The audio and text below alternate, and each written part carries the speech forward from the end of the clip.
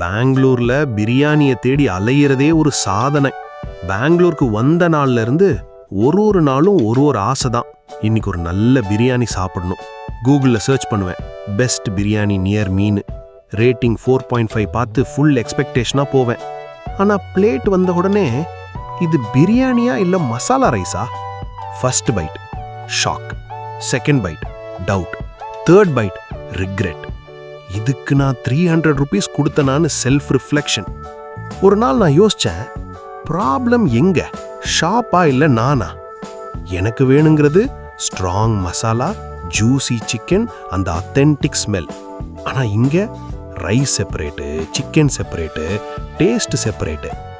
அப்போதான் புரிஞ்சுது, பெங்களூர்ல பிரியாணி கடையில கிடைக்காது, அது ஒரு ட்ரெஷர் ஹண்ட். இன்னும் நான் தேடிட்டே இருக்கேன். ஒரு நாள் கண்டிப்பா இது தாண்டா பிரியாணின்னு சொல்லக்கூடிய ஒரு பிளேஸ் கிடைக்கும். லவ்ல ஃபெயில் ஆனாலும் ரெக்கவர் ஆகலாம், ஆனா பெங்களூர்ல நல்ல பிரியாணி கண்டுபிடிக்கிறது தான் ரொம்ப கஷ்டம்.